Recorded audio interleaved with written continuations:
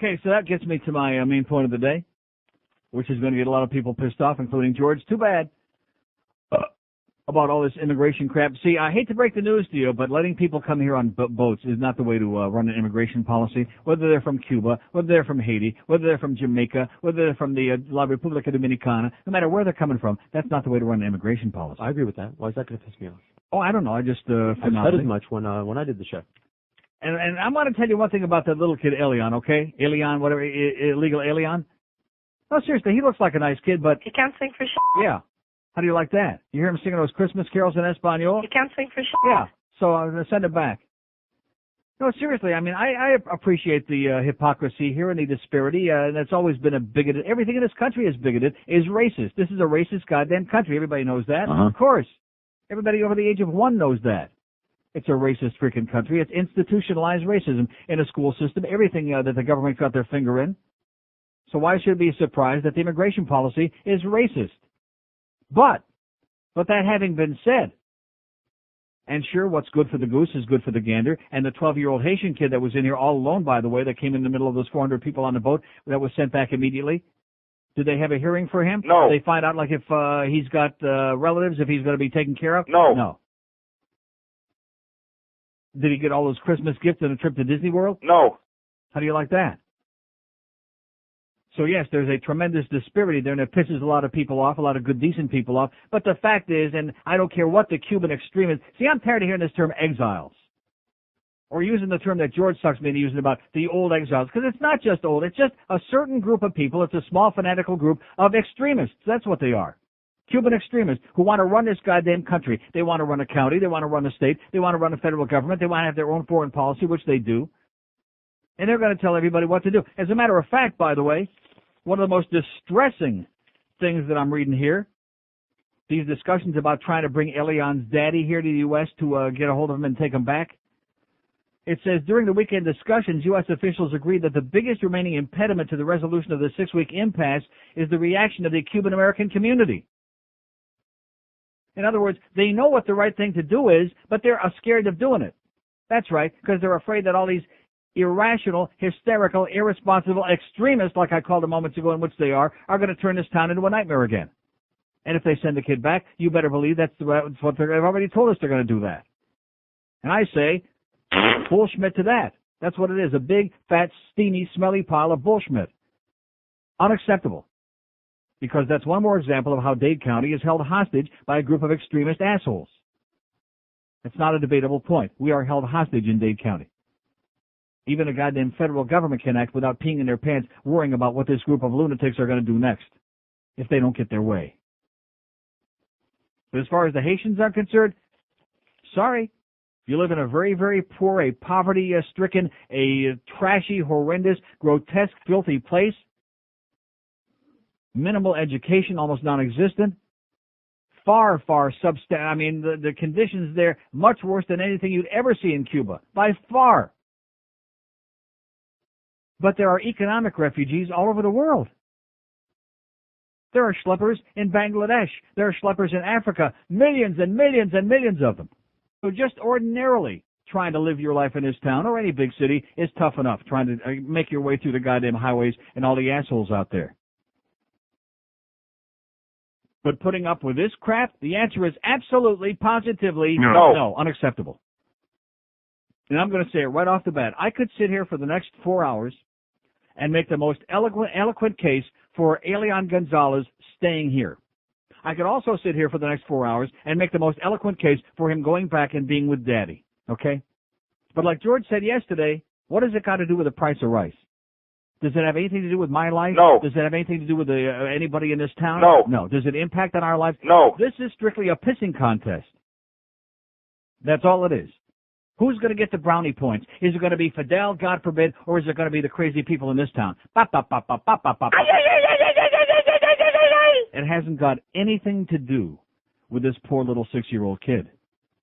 Like I said, he's like the wishbone at Thanksgiving. We got Fidel and his crazy people on the one side pulling one leg in one direction, and we got the crazy people in this town pulling on the other. And the tip-off yesterday during the 85,000 hours of coverage when they were praying that something would develop when there was almost nobody out there, and one of the so-called spokespeople says, oh, but here, Elián pointed out he's a symbol of this. Yeah, symbol, exactly. Not that he's a human being.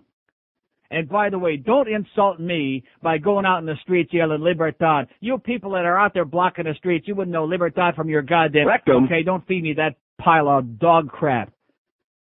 Libertad when it's convenient for you, when you want to get your way, when Los Van Van wants to sing here, or when some artist wants to display his, whatever it is, or when somebody wants to go on the air and express a viewpoint that's different from yours, like the poor black guy that had the misfortune on Wednesday out there in front of the INS building at Biscayne and 79th Street to express a different point of view. And there was one guy, I'll never forget the hysteria on this guy's face. Guy in his 30s with glasses and a green shirt.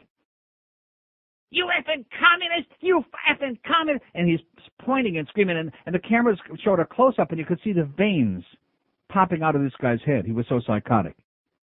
Because this other guy dared to have a different opinion. Effing communist! So don't give me no libertad crap. Freedom is in the minds of these people who are out there in the streets, freedom is only what they decide it's going to be. And you can say what they think is okay, and you can perform if you're okay with them. But if you're not, then you got problems. Then your freedoms all disappear. So talk about a bunch of hypocrites. Libertad, my fat ass, okay? You wouldn't know liberty if it stuck you right in the goddamn puss. Phony baloney. But the good news is that it was only a handful of people. Bunch of silly old people who just are never going to let go, and a bunch of kids out there having a party in the streets. And that's pretty much it. I went out of my way, I don't know how many times, maybe 50,000 times, maybe 2 million times on a program, we've only been on 2 hours today, to point out, and I also made an impassioned thing about how sorry I feel that the media used this small handful, a few hundred people, to create this ugly stereotype, and that a lot of people assume that all Cubans feel this way. Didn't I make those comments over and over again? Yes, I did. I realized maybe you weren't listening from the beginning, sweetheart, but I've been very, whatever the word is, to do that over and over again. What'd you say? I don't know.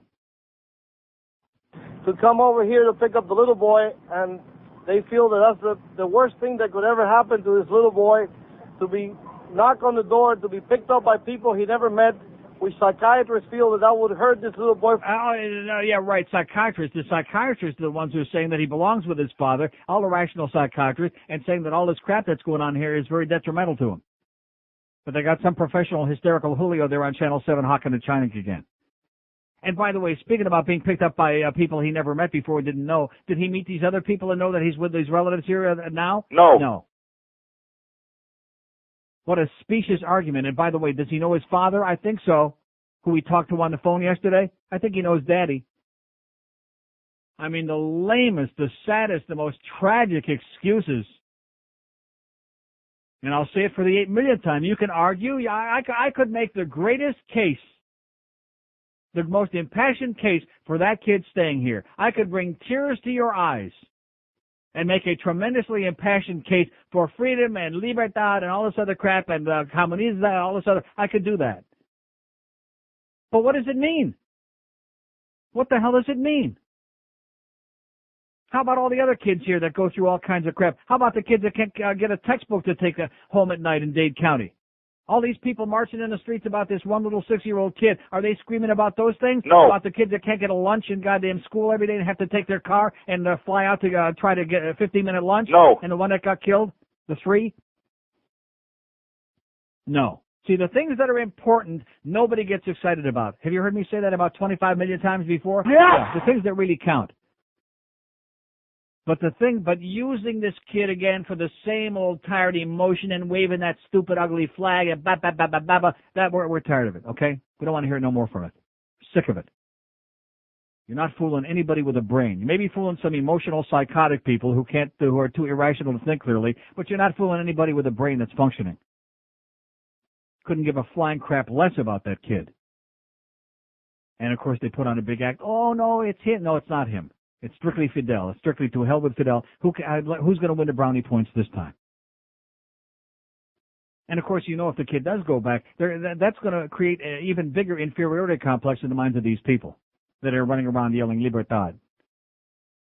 Oh, gee, we lost another one. Just like when a baseball team came here. Cuban baseball team. Did the world come to an end? No. Did life go on? I think so.